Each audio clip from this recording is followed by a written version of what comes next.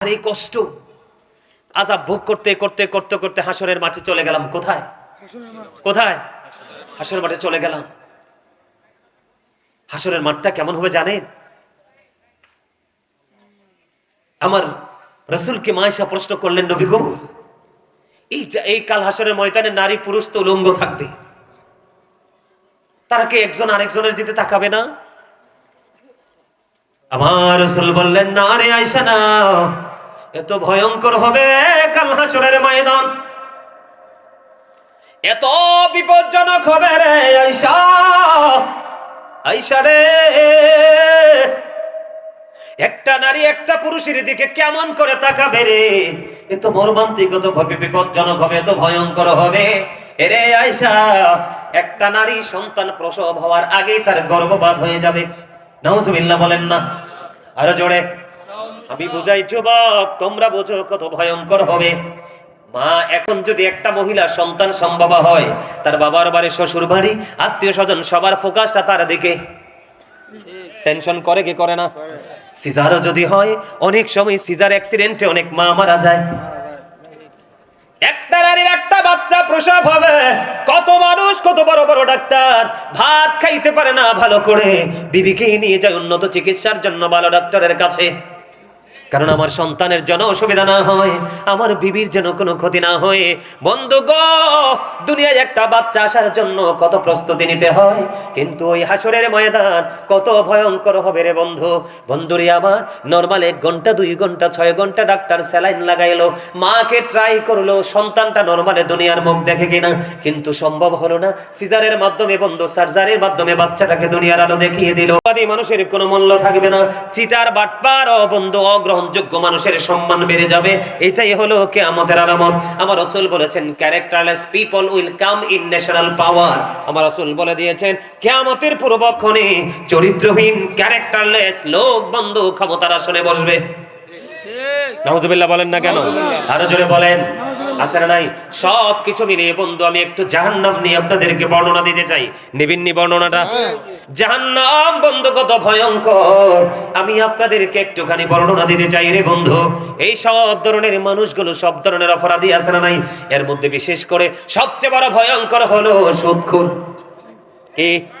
আমার রাসূল যখন মেরাজে গেলেন, জাহান্নামের দিকে নজর দিয়ে চাইয়া দেখলেন এক একটা মানুষের পেট এক একটা ঘরের মতো বড় বড়। জিব্রাইলকে বললেন, ভাই জিব্রাইল, এরা কারা? এবার জিব্রাইল উত্তর দিলেন, ইয়া রাসূলুল্লাহ, এরা হলো দুনিয়ার সুদখোর। আমার রাসূল বলে দিলেন, বন্ধু, এই সুদখোরগুলোর পেটের মধ্যে সাপ আর বিচ্ছু দেখা যায়। জোরে জোরে কন্না নাউজুবিল্লাহ, আর জোরে।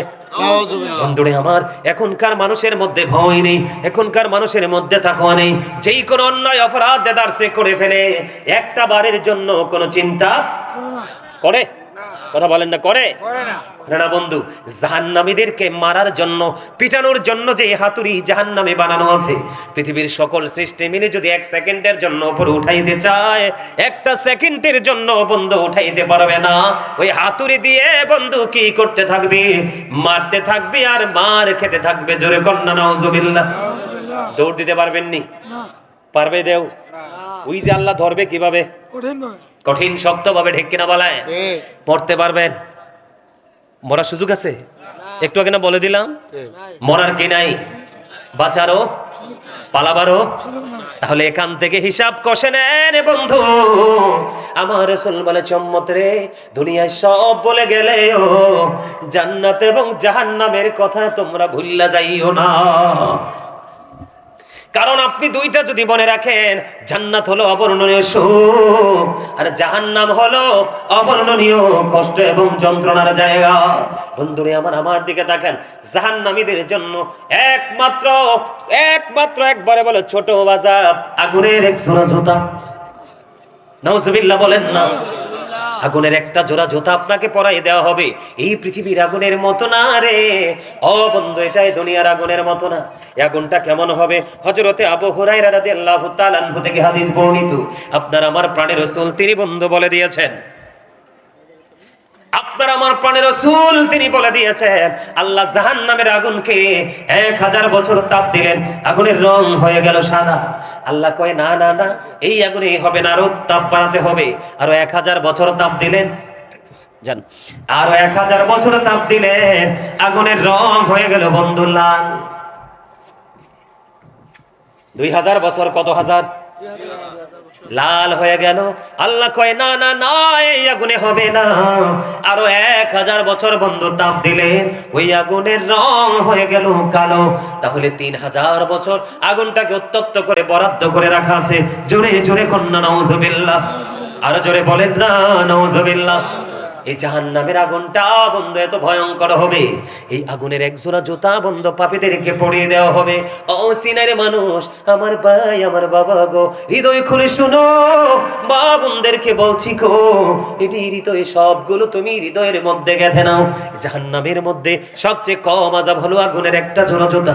বিয়ে বাড়িতে যেমনি গোস্ত টকবক করে উতরায়, কুরবানির দিনে যেমনি গোস্ত টকবক করে উতরায়, দেখেননি শীতের দিনে ম্যাক্সিমাম বাড়িতে বন্ধু পানি কিন্তু টকবক করে উতরায়, ঠিক তেমনি ভাবে মাথার মগজটা উতরাইতে থাকবে। চিৎকার করবা, হাহাকার করবা, কাউকে খুঁজে পাবা না, বাঁচতে পারবা না, মরতে পারবা না, পালাইতেও পারবা না। ও বন্ধু, আল্লাহ রাসূল বলে গিয়েছে, তুমি যদি জানো একজন মানুষ অপরাধী, একজন মানুষ জালেম, একজন মানুষ মানুষের উপর নির্যাতন করে, ও বন্ধু নিপীড়ন করে মজা পায়, তুমি শুধু দুনিয়ার প্রেমের জন্য, লোভের জন্য তার কাছ থেকে তুমি কিছু সুবিধা পাও, এই জন্য তুমি তাকে সমর্থন করেছো, আমার রাসূল বলে দিয়েছে তুমি মুসলমান থেকে খারিজ হয়ে গেছো। জোরে কন্যা নাউজুবিল্লাহ। এগুলো আযাব। আপনাদের এই চিনাইরের মধ্যে জায়গা দখল করার লোভী মানুষ আছে না নাই? আসেনি? সারা বাংলাদেশে কম বেশি আছে। বন্ধুরে আবার এদিক তাকান, আল্লাহ রাসূল বলেছেন, আমি যেহেতু অপরাধী নিয়ে কথা বলছি, আমার রাসূল বলেছেন কেউ যদি কোনো মানুষের জায়গা জোর করে যদি 1 বিঘা পরিমাণ জায়গা যদি দখল করে, রে কয় বিঘা? 1 বিঘা পরিমাণ জায়গা যদি দখল করে, আমার আল্লাহ তাকে কাল হাসরের ময়দানে বন্ধু এমন একটা পৃথিবীর মতো 7টা পৃথিবী তার গলায় মালা বানাইয়া ঝুলাইয়া দেওয়া হবে। জোরে জোরে কন্যা নাউজুবিল্লাহ। ভয়ঙ্কর খবর কিনা বলেন? আমার দিকে তাকান, আমি প্র্যাকটিক্যালি আপনাদেরকে একটা এক্সাম্পল দেই। আমার দিকে তাকান, এই যে পানির বোতলটা, এটার মধ্যে কতটুকু পানি আছে? কতটুকু? 500 গ্রাম। একদম চমৎকার, যথাযথ উত্তর দিয়েছেন আমার ছোট ভাইটা। এই যে ধরেন, আমি এটাকে এভাবে ধরলাম, আমাকে অনেক দূর পর্যন্ত যেতে হবে। কত দূর যেতে হবে সেটা আমার জানা নাই, যিনি আমাকে সৃষ্টি করেছেন শুধু তিনি জানে। কথা বলেন না কেন? আমার হাতে আর কোনো কিছুই নাই যে আমি উপকরণ ব্যবহার করব। ও বন্ধু, আমি পানির বোতলটা নিয়ে হাঁটতে থাকলাম। এটা কত গ্রাম? 1 কিলোমিটার হাঁটার পর এটার ওজন হয়ে যাবে 1000 গ্রাম। ঠিক কিনা বলেন? আরো ভারী হয়ে যাবে, ডাবল। আরো 1 কিলোমিটার হাঁটার পরে এটা হয়ে যাবে বন্ধু 2000 গ্রাম। ঠিক কিনা বলেন? হাঁটতে হাঁটতে হাঁটতে হাঁটতে একটা সময় বন্ধু আপনার মধ্যে ক্লান্তি চলে আসবে। আপনারা কেউ, ও বন্ধু আমি প্র্যাকটিক্যালি আপনাদেরকে বোঝাচ্ছি, এই জন্য আমি একটু বন্ধু আপনাদেরকে দেখাই। হঠাৎ করে দাদা পাউডার দিকে আনেন, পাউডার ঢুকানো নি ভিতরে। হাঁটতে হাঁটতে হঠাৎ করে বন্ধু এটা আপনি পড়ে যাবে। ঠিক কিনা বলেন? আপনার মনের অজান্তেই চলে যাবে, এত বেশি আপনি বোঝাটা বহন করেছেন, আর আপনার বহন ক্ষমতা নাই। মনের অজান্তে আপনার হাত ছেড়ে চলে যাবে, দেহ দুর্বল, হাতও দুর্বল। একটা সময় আসার পরে এই পৃথিবীর পানির বোতল আপনি ফেলে দিতে পারেন, কিন্তু বন্ধু ওই যে হাসর, ওই যে ফিউচার এত ভয়ঙ্কর হবে। আপনি দুনিয়াতে এত জুলুম করেছেন, এত অন্যায় করেছেন, এত অপরাধ করেছেন, ওই দিনে আপনাকে বহন করতেই হবে, করতেই হবে, করতেই হবে। কন্টিনিউয়াসলি আপনাকে এটা বহন করতে হবে। আল্লাহ বলেছেন লা ইয়ামুতু, মরার সুযোগ নাই, ফিহা ওয়ালা ইয়াহইয়া, বাঁচার সুযোগ নাই, ওয়ামা হুম আনহা বিগাইবিন, ওখান থেকে পালাইবার সুযোগ নাই। আল্লাহ বলেছেন ইন্না বাতশা রাব্বিকা লাশাদীদ, আল্লাহ বান্দাকে ধরবে খুব শক্তভাবে। কোথায় যাবেন উপায় খুঁজে পাবেন না। ঠিক কিনা বলেন? ঠিক। আরো জোরে বলেন। বন্ধু ইতিহাস থেকে সাক্ষ্য নেওয়া উচিত, আমাদের বোঝা উচিত। ওই সেকান্দর এক বাদশার নাম শুনছিলেননি? শোনেন নাই? সেকান্দার বাদশা যখন ইন্তেকাল করেছিল, ওনার রাজ্যে বন্ধে এভাবে 2টা হাত খোলা করে ঘুরিয়েছিল। অশিক্ষিত গানহীন মানুষগুলো বলেছিল ওই রাজা ওই মরার পরেও সে তার প্রজার কাছে সাহায্য চায়। কিন্তু যারা জ্ঞানী মানুষ তারা মনে করেছে না না না, দেখো আমাদের রাজত্ব করেছে তিনি, আজকে তিনি মৃত্যুবরণ করেছে, আজকে খালি দুইটা হাত নিয়ে যাচ্ছে, কিছুই নাই। ও চীনের মানুষ, ও সেকান্দর এক বাচ্চার মতো রে, তোমাকেও এইভাবে খালি হাতে চলে যেতে হবে, পৃথিবীর কোন মানুষ তোমাকে স্মরণ করবে না। এই জন্য আমি সব সময় বলি, যখন তোমার কেউ ছিল না তখন ছিলাম আমি, এখন তোমার সব হয়েছে, পর হয়েছে আমি, যখন তোমার কেউ রবে না রব শুধু আমি, আমার কাছে আসতে হবে মনে রেখো তুমি। তোরা চাস কিছু, তোরা চাস কিছু কারো কাছে খোদার মদদ ছাড়া, অন্যের ওপর ভরসা ছেড়ে নিজের পায়ে দাঁড়া। বুঝেন নাই? আপনি চলে গেলে আপনার জন্য কে হাদিয়া পাঠাবে, এই স্বপ্ন দুঃস্বপ্ন জীবনও দেখেন না। কারণ দিন যত যাচ্ছে মানুষগুলো তত শক্ত হয়ে যাচ্ছে, কারণ ইসলামের বিধান আইন তো তাদের সিনায় নাই, ঠিক কিনা বলেন? বন্ধু, তাহলে কে বোঝা গেল? সুদখোরের পেট বড় হয়ে যাবে। অন্য হাদিসের মধ্যে আসছে সুদখোরকে রক্তের নদীতে ছেড়ে দেওয়া হবে। হুজুর কেন? সুদখোর সাঁতার কাটতে থাকবে, কোলে আসতে চাইবে, আসতে পারবে না, ওই এদিক দিয়ে ফেরেশতারা পাথর নিক্ষেপ করতে থাকবে, উপার দিয়ে উঠতে থাকবে, সুযোগ পাবে না, কারণ সে সারা জীবন গরিব অসহায় মানুষের রক্ত চুষে নিয়েছে, ঠিক কিনা বলে? আমাদের দেশে ভূমিদস্যু যারা আছে, ওই ভূমিদস্যুদের দৃষ্টি সীমার মধ্যে যদি কোনো গরিব মানুষ বন্ধু পড়ে যায়, তাদের কোনো উপায় থাকে না, আছে না নাই? বন্ধুরে আমার, আযাবের শেষ নাই বন্ধু, আমার দিকে তাকান, আমার রাসূল কি জানিয়ে দিয়েছে বন্ধু? শুধু এখানে একান্ত নয়, ওই জাহান্নামীর আর পানির তৃষ্ণা লাগবে। পানির তৃষ্ণা যখন লাগবে, পানির জন্য তারা পাগল হয়ে যাবে, পানি পানি করে তারা চিৎকার করতে থাকবে। আমার রাসূল জানিয়ে দিয়েছে, ওই জাহান্নামীদের জন্য একটা পানির ব্যবস্থা আছে। ওই যেমনি ভাবে আগুনের একটা জোড়া জুতা বন্ধু পরিয়ে দেওয়া হয়েছে, তেমনি ভাবে উত্তপ্ত গরম পানি দেওয়া হবে। এই গরম পানিটা হাদিস শরীফের মধ্যে এসেছে, মাথার মধ্যে ঢেলে দেওয়া হবে রে, মাথার মধ্যে ঢালতে দেরি, এটা পেটের মধ্যে ঢুকবে, ঢুকতে দেরি তোমার দুই রানের মধ্যখান দিয়ে লজ্জাস্থান দিয়ে লিকুইড হয়ে, জুসের মতো লিকুইড হয়ে সব কিছু করে করে বের হতে থাকবে। তুমি কাঁদতে থাকবে, তুমি চিৎকার করতে থাকবে, সাহায্য চাইতে থাকবে, কেউ তোমাকে সাহায্য করার জন্য আসবে না। জোরে জোরে কন্যা নাউযুবিল্লাহ। আর জান্নাতি যারা হবে তাদের খবর জানেননি, যারা জান্নাতি হবে, একটু কষ্ট করো, চিরস্থায়ী সুখ তোমার জন্য অপেক্ষা করতেছে। আর ক্ষণস্থায়ী জীবনের সুখের জন্য চির সুখকে তুমি কবরে পাঠিয়ে দিচ্ছ বন্ধু। জান্নাতি যারা হবে তাদের জন্য জান্নাতে 4টা নহর বরাদ্দ থাকবে। এর মধ্যে রাসূল বলেছেন, বিসমিল্লাহ শরীফ যারা সঠিকভাবে তেলাওয়াত করবে প্রত্যেকটা ভালো কাজের আগে, তার জন্য 4টা জান্নাত, 4টা নহর বরাদ্দ থাকবে। একটা হলো বন্ধু দুধের নদী, একটা হলো শরবতের নদী, একটা হলো পানির নদী, একটা হলো মধুর নদী। বন্ধ, পাপীরা গরম পানি চাইবে, মাথায় ঢালা হবে গরম পানি, লিকুইড হয়ে যাবে, সবগুলো গলে গলে বের হতে থাকবে। আর জান্নাতের মর্যাদা দেখো, সে পানি খাইয়া ভাল লাগে না, শরবত খাইতে চায়। ওই যে নদী বরাদ্দ, শরবত খেয়ে ভাল লাগে না, মধু খেতে চায়। ওই যে বরাদ্দ, দুধ হলো অত্যন্ত পুষ্টিকর জিনিস, কোনো কিছুই খাবে না, দুধ খাবে। ওই দুধের নদী নহর বরাদ্দ আছে। সবচেয়ে বড় মজার খবর হলো, যতই তুমি খাও ঢেকের সাথে ফিনিশ হয়ে যাবে, পায়খানা হবে না, প্রস্রাব হবে না।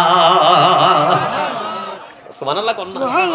আরো জোরে সুবহানাল্লাহ, আরো জোরে সুবহানাল্লাহ। আর ওয়াজ করন যাইতো না তো শাহিন ভাই, এই যে দুর্বল হয়ে পড়ছে। হ্যাঁ, সাই জোরে কোন একবার সুবহানাল্লাহ, সুবহানাল্লাহ, আরো জোরে সুবহানাল্লাহ, আরো জোরে। মোটামুটি আইছে না? তাহলে কি বুঝতে পারলাম? জাহান্নাম অত্যন্ত ভয়ঙ্কর, অত্যন্ত মর্মান্তিক এক অধ্যায়। বন্ধুরে আমার, শুধু এখানে একান্ত নয়, আল্লাহর প্রিয় হাবিব জানিয়ে দিয়েছেন, কোরআন তো আল্লাহ রাসূলের কাছে এসেছে, ঠিক কিনা বলেন? পবিত্র কালামে হাকিমের মধ্যে এসেছে, জাহান্নামীদের জন্য একটা খাবার আছে যেটার নাম হলো বন্ধু জাক্কুম। কি? এত ভয়ঙ্কর বিষাক্ত বন্ধু আমার রাসূল জানিয়ে দিয়েছেন, হাদিস শরীফের মধ্যে এসেছে, একটা ফোঁটা জাক্কুম যদি এই মুহূর্তে সিনাইয়ের মাটিতে যদি একটা ফোঁটা পড়ে, জাস্ট একটা ফোঁটা, এই সিনারি মাটিতে যদি পড়ে রে ও বন্ধু, গোটা পৃথিবীর মাটি তাৎক্ষণিকভাবে বিষাক্ত হয়ে যাবে। ওই খাবারটা জাহান্নামীদের জন্য বরাদ্দ, তাকে খাইতে হবে। খাবো না এই শব্দের কোনো গ্রহণযোগ্যতা থাকবে না। জোরে জোরে কন্যা নাউযুবিল্লাহ। শুধু এখানেই বন্ধ ক্ষান্ত নয়, শুধু এখানেই ক্ষান্ত নয় রে, রাসূল জানিয়ে দিয়েছে পাপী জাহান্নামী যারা, তাদের জন্য আরেকটা খাবার বরাদ্দ। ওই খাবারের নাম হলো বন্ধু তিনাতুল খাবাল। নাউযুবিল্লাহ বলে। এই তিনাতুল খাবালটা কি ইয়া রাসূলুল্লাহ? এই তিনাতুল খাবালটা কি গো নবী? আমার রাসূল বললেন এই তিনাতুল খাবালটা হলো আরেকটা জাহান্নামের নিংড়ানো রক্ত, পুজ অথবা ঘাম। জোরে জোরে কন্যা নাউযুবিল্লাহ। পচা রক্ত, পুজ, এগুলো জাহান্নামীকে খাইতে দেওয়া হবে। কি করবেন সেদিন মানুষ? কথা বলেন না। আর এই কষ্ট আযাব ভোগ করতে করতে করতে করতে হাসরের মাঠে চলে গেলাম। কোথায়? কোথায়? হাসরের মাঠে চলে গেলাম। হাসরের মাঠটা কেমন হবে জানেন? আমার রাসূলকে মা আয়েশা প্রশ্ন করলেন, নবী গো, এই কাল হাসরের ময়দানে নারী পুরুষ তো উলঙ্গ থাকবে, তারা কি একজন আরেকজনের দিকে তাকাবে না? আমার রাসূল বললেন, না রে আয়েশা না, এত ভয়ঙ্কর হবে কাল হাসরের ময়দান, এত বিপজ্জনক হবে রে আয়েশা। আয়েশা রে, একটা নারী একটা পুরুষের দিকে কেমন করে তাকাবে রে? এত মর্মান্তিক, এত বিপজ্জনক হবে, এত ভয়ঙ্কর হবে। এরে আয়েশা, একটা নারী সন্তান প্রসব হওয়ার আগেই তার গর্ভপাত হয়ে যাবে। নাউযুবিল্লাহ বলেন না, আরো জোরে। আমি বুঝাই যুবক, তোমরা বোঝো কত ভয়ঙ্কর হবে। মা, এখন যদি একটা মহিলা সন্তান সম্ভবা হয়, তার বাবার বাড়ি, শ্বশুর বাড়ি, আত্মীয় স্বজন, সবার ফোকাসটা তার দিকে। টেনশন করে কি করে না? সিজারও যদি হয়, অনেক সময় সিজার অ্যাক্সিডেন্টে অনেক মা মারা যায়। একটা নারীর একটা বাচ্চা প্রসব হবে, কত মানুষ, কত বড় বড় ডাক্তার ভাত খাইতে পারে না ভালো করে, বিবিকেই নিয়ে যায় উন্নত চিকিৎসার জন্য ভালো ডাক্তারের কাছে। কারণ আমার সন্তানের যেন অসুবিধা না হয়, আমার বিবির যেন কোনো ক্ষতি না হয়। বন্ধু গো, দুনিয়ায় একটা বাচ্চা আসার জন্য কত প্রস্তুতি নিতে হয়, কিন্তু ওই হাসরের ময়দান কত ভয়ঙ্কর হবে রে বন্ধু। বন্ধুরে আমার, নরমাল 1 ঘন্টা 2 ঘন্টা 6 ঘন্টা ডাক্তার স্যালাইন লাগাইলো, মাকে ট্রাই করলো সন্তানটা নরমালে দুনিয়ার মুখ দেখে কিনা, কিন্তু সম্ভব হলো না। সিজারের মাধ্যমে বন্ধু, সার্জারির মাধ্যমে বাচ্চাটাকে দুনিয়ার আলো দেখিয়ে দিল। নামাজের ছাবি হলো কি? এখন আপনি তো পবিত্র হন নাই, হুট করে বসলেন, আপনার কোনো কাজ নাই, অযথায় বাড়ি বসে বসে আড্ডা দিচ্ছেন। ইমাম সাহেবের খুতবা কাছাকাছি চলে আসলে আপনি মসজিদে চলে আসছেন, প্রস্রাবের বেগ হয়েছে, আপনি প্রস্রাবে চলে গেলেন। আবার খেয়াল করেন, সাঈদ বিন মুআজ রাদিয়াল্লাহু তাআলা আনহু যখন ইন্তেকাল করলো, ওনার ইন্তেকালের পরে ওনার জানাজায় রাসূল শরীক হয়ে গেল। শরীক হয়ে যাওয়ার পরে ওই দিকে গভীর খেয়াল করে দেখেন, ওনার কবরের পাশে যারা গেলেন, আমার রাসূল তার জন্য দোয়া করতেছে, আর সাহাবায়ে কেরামদেরকে বলে দিচ্ছেন, বন্ধু উনি এত বেশি আল্লাহওয়ালা ছিলেন, এত বেশি বুজুর্গ ছিলেন, ওনার ইন্তেকালের পরে ৭০,০০০ ফেরেশতা ওনার জানাজায় অংশগ্রহণ করেছে। সুবহানাল্লাহ। যারা জানাজায় ৭০,০০০ ফেরেশতা অংশগ্রহণ করে, তার কি কবর আযাব হওয়ার সম্ভাবনা আছে? কিন্তু নবীজি বলতেছে আছে। কেন গো নবী, কেন গো নবী? এবার আমার রাসূল বললেন, সে যখন প্রস্রাব করত, ভালো করে সে পবিত্রতা অর্জন করত না, এই জন্য পাহাড় পরিমাণ নেক আমল থাকার পরেও তার কবরে আযাব হচ্ছে। আমি নবী দোয়া করে দিলাম, আল্লাহ যেন তাকে আযাব থেকে মুক্ত করে দেয়। সুবহানাল্লাহ। তাহলে প্রস্রাব করার পরে হুট হাট কি করা যাবে না? কথা বলে না কেন? পানি খরচ করা যাবে না। আপনি যদি আখিরি বৈঠকে বসেন, তারপরেও জামাতের সওয়াব পাবেন, কিন্তু তাড়াতাড়ি প্রস্রাব করে তাড়াতাড়ি পানি খরচ করে নামাজে যদি প্রথম কাতারেও দাঁড়ান, নামাজ বাতিল হয়ে যাবে। তাহলে কোনটা করবেন? এবার আসেন, আমাদের দেশে মানুষ নামাজ পড়ার পর হেদায়েত হয় না। এর কয়েকটা কারণ, এর মধ্যে গুরুত্বপূর্ণ একটা কারণ হলো, আমার দিকে তাকান, এখনকার ছেলেরা জিন্স প্যান্ট পরে কি পরে না? আরো জোরে বলেন। এই জিন্স প্যান্ট হালাল না হারাম জানেন নি? এটা ইয়া বানি আদম কাদ আনজালনা আলাইকুম লিবাসান ইউওয়ারি সাওআতিকুম ওয়ারিশান ওয়া লিবাসুত তাকওয়া যালিকা খায়র। আদম সন্তানের জন্য আল্লাহ পোশাক দিয়েছে 3টা। কয়টা? 3টা। একটা হলো লজ্জাস্থান ঢাকার পোশাক, আরেকটা হলো সাজের পোশাক, আরেকটা হলো তাকওয়ার পোশাক, যেটা শরীয়ত সম্মত, আল্লাহ রাসূলের মন মতো। এদিক তাকান, নারীর যেমন পর্দা ফরজ, পুরুষের পর্দা ফরজ। লিবাসুত তাকওয়া যালিকা খায়র, আল্লাহর কাছে সবচেয়ে কি সমস্যা? না না রাগ হইেন না কেউ, একটু পরে জামুগা, ঠিক কিনা কোন? ভাই গুরুত্বপূর্ণ আলোচনা চলতেছে। আমার দিকে তাকান না, আমাদের ক্ষতি আমরা কিভাবে করছি। আল্লাহর কাছে সবচেয়ে পছন্দের পোশাক কোনটা? তাকওয়ার পোশাক। কোনটা? যেটা শরীয়ত সম্মত। এই পোশাকটার সীমারেখাটা একটু জানার দরকার আছে না? এদিক থেকে তাকান, উপর দিয়ে নাভি বরাবর অথবা নাভির উপরে, কোনোভাবে নাভির নিচে যাওয়া যাবে না। আর নিচের দিক দিয়ে হাঁটুর নিচে, টাকনোর উপরে, এইভাবে পোশাক পরা ফরজ। এটা পুরুষের পর্দা। সুবহানাল্লাহ বলেন না? উপর দিয়ে কি বরাবর? নাভি অথবা নাভির উপরে উপরে, কিন্তু কোনোভাবেই নিচে যাবে না। আর নিচে দিয়ে টাকনোর উপরে। এবার আপনি মনে মনে ভাবলেন, হুজুর আমার প্যান্টটা নিচে দিয়ে আমি বইটা দিব, কিন্তু আল্লাহ তো কন্ডিশন দিয়েছে আপনাকে দুইটা উপর দিয়েও রাখতে হবে, উপরে লেভেল প্লেইং ফিল্ড, ঠিক কিনা বলেন? নিচে দিয়েও রাখতে হবে টাকনোর উপরে। আসেনি যুবকদের? নাই? আছে?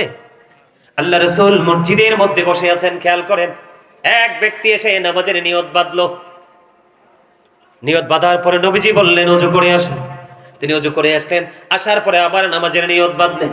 নবীজি বললেন তুমি ওযু করে আসো। আবার তিনি ওযু করতে গেলেন, ওযু শেষ করে এসে আবার তিনি নামাজের নিয়ত বাঁধলেন। নবীজি বললেন তুমি আবার ওযু করে আসো। এবার তৃতীয় জন প্রশ্ন করলেন, ইয়া রাসূলুল্লাহ, বারবার তাকে বলছেন ওযু করার জন্য, কেন গো নবী, কেন তার এত বেশি ওযু করতে হবে? আমার রাসূল বললেন সে কিয়ামত পর্যন্ত নামাজ পড়তে পারবে, আল্লাহর দরবারে তার নামাজ কবুল হবে না। ইয়া রাসূলুল্লাহ, কেন গো? আমার রাসূল বললেন চাইয়া দেখো তার পোশাকটা টাকনোর নিচে, আল্লাহ যে কন্ডিশন দিয়েছে কন্ডিশন ভঙ্গ করে ফেলেছে। জোরে জোরে কন্যা নাউজুবিল্লাহ। এবার প্রশ্ন করতে পারেন, হুজুরে প্রাণের জন্ম দিয়েছে কে? ইহুদিরা। মুসলমানের জন্য বরাদ্দ ছিল মেসওয়াক, বেঈমানেরা কৌশল করে ব্রাশ আবিষ্কার করে মেসওয়াক শেষ। আপনার আমার জন্য সকালবেলার ফোরকানিয়া মাদ্রাসা, কিন্ডারগার্টেন আবিষ্কার করে এটাকে জ্যান্ত মেরে ফেলেছি। কথা বলেন না কেন? নারীরা যখন প্রাপ্ত বয়স্ক হয় মোটা কাপড় পরতে হয়, ও বন্ধু মাথা থেকে পুরো অঙ্গ ঢেকে রাখতে হয়, এটা তার জন্য ফরজ। নারীরা পোশাক পরার পরেও তার শরীর দেখা যায়। নবীজি জানিয়ে দিলেন যে এই নারী পোশাক পরার পরেও তার অঙ্গ দেখা যায়, ওই নারী পোশাক পরিহিত নয়, ওই নারী উলুঙ্গিনী ল্যাংটা। জোরে কন্যা নাউজুবিল্লাহ।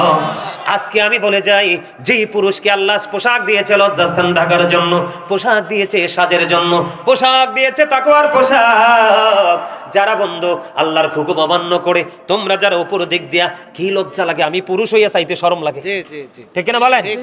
এমন নিচে ফ্যানটা থাকে, ছি ছি ছি ছি ছি, নিজেকে মুসলমান ভাবতে, মুসলমানের বাচ্চা ভাবতে নিজের কাছে লজ্জা লাগে। সামনের দিক দিয়েও দেখা যায় লজ্জাস্থান, পিছনের দিক দিয়েও দেখা যায় লজ্জাস্থান। মা বোন সবাই দেখে কি দেখে না? কথা বলেন না কেন? তা আমার কথা না, কোরআনের কথা, অস্বীকার করার কোনো সুযোগ নাই। আছে? যেই ছেলেরা পোশাক পরার পরে তার লজ্জাস্থান দেখা যাবে, সে কখনোই পোশাক পরিহিত পুরুষ হতে পারে না। যার শরম নাই তার ঈমান নাই।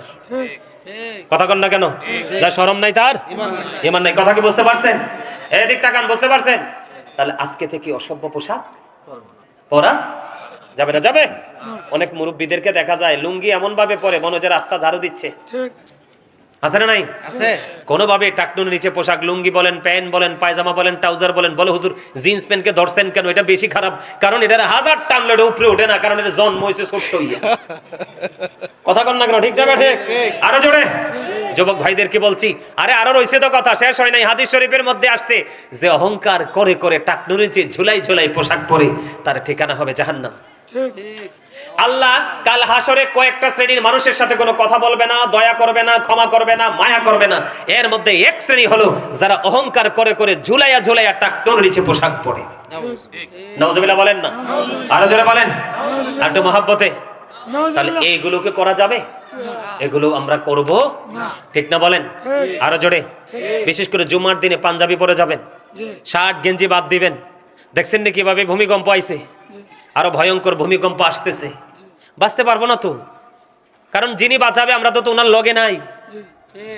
আমরা আছি তো উল্টা পথে। আপনারা বলেন না তওবা করছিনি?